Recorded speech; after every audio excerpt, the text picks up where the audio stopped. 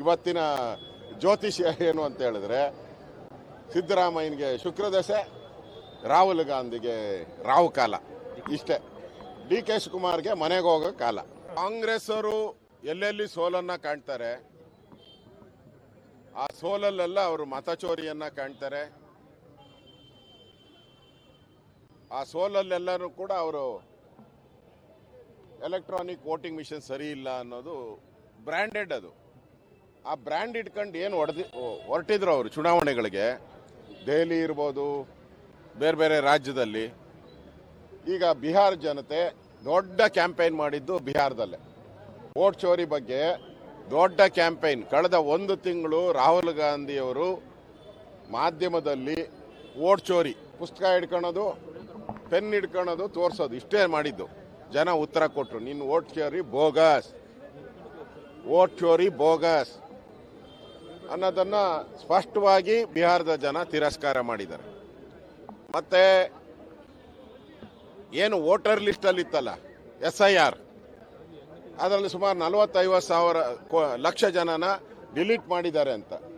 ಹೌದು, ಯಾರ್ಯಾರ್ದು ಡಬಲ್ ಹೆಸರಿತ್ತು, ಯಾರ್ಯಾರು ಸತ್ತೋಗಿದ್ದಾರೆ, ಯಾರ್ಯಾರು ಪಾಕಿಸ್ತಾನದವ್ರು ಬಂದಿದ್ದಾರೆ, ಯಾರ್ಯಾರು ಬಾಂಗ್ಲಾದೇಶದವ್ರು, ಅವರೆಲ್ಲರದು ಡಿಲೀಟ್ ಆಗಿದೆ.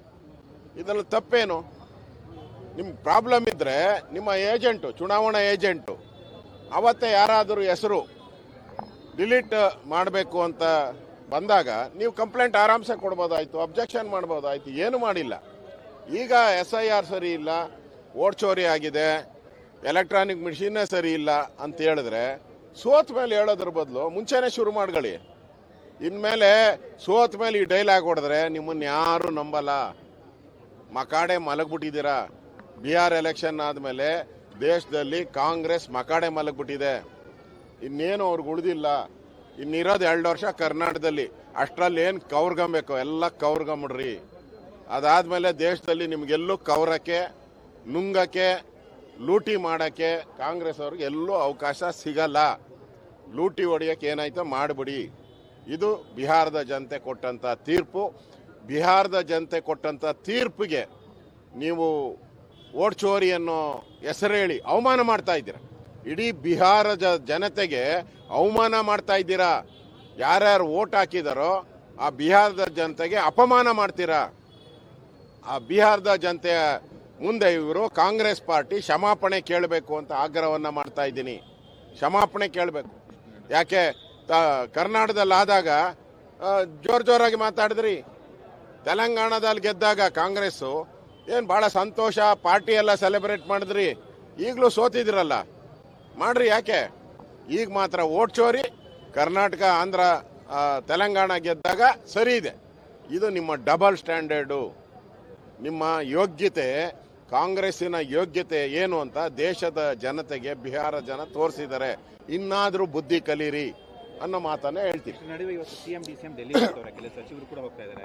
DCM ಡಿಮ್ಯಾಂಡ್ ಏನಂದ್ರೆ ಅಧಿಕಾರ ಹಸ್ತಾಂತರ ಮಾಡಿ ಅಂತ, CM ಡಿಮ್ಯಾಂಡು ಪುನರ್ರಚನೆ ಮಾಡಿ ಅಂತ. ಇದು ಅವರ ಪಾರ್ಟಿಯ ಇಂಟರ್ನಲ್ ಮ್ಯಾಟರು. ಈಗಾಗಲೇ ನಾನು ಹೇಳಿದ್ದೀನಿ, ನವೆಂಬರ್ ಡಿಸೆಂಬರಲ್ಲಿ ಕ್ರಾಂತಿ ಆಗುತ್ತೆ ಅಂತೇಳಿ. 100% ಈ ಬಿಹಾರದ ಚುನಾವಣೆ ಗೆದ್ದಿದ್ರೆ ಡಿ ಕೆ ಶಿವಕುಮಾರ್ಗೆ ಪಾಪ ಒಳ್ಳೇದಾಗ್ತಾ ಇತ್ತು. ಈಗ ಡಿ ಕೆ ಶಿವಕುಮಾರ್ಗೆ ಪಾಪ ನಾಮ ಹಾಕಿದಂಗೆ ಆಗ್ಬಿಟ್ಟಿದೆ. ಏನಾಗ್ತೈತೆ ಗೊತ್ತಿಲ್ಲ. ಒಟ್ಟಲ್ಲಿ ಸಿದ್ದರಾಮಯ್ಯ ಭಾಳ ಸ್ಟ್ರಾಂಗ್ ಆಗ್ತಾ ಇದ್ದಾರೆ.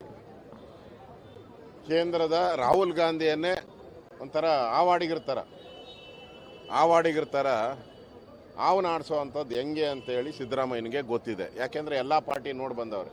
ಅವ್ರು ಜನತಾದಳ, ಇವು ಕಮ್ಯುನಿಸ್ಟು, ಏನೇ ನಾವೆಲ್ಲ ನೋಡಿ. ಈ ಕಾಂಗ್ರೆಸ್ಸನ್ನು ರಾಹುಲ್ ಗಾಂಧಿ ಇದಾರಲ್ಲ ಹಂಗೆ ಆಟ ಆಡಿಸ್ತಾರೆ ಅವರು.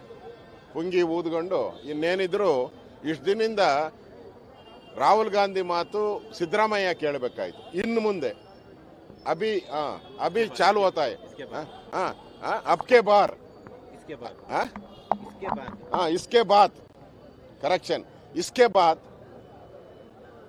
ಸಿದ್ದರಾಮಯ್ಯ ಮಾತನ್ನ ರಾಹುಲ್ ಗಾಂಧಿ ಕೇಳಬೇಕು.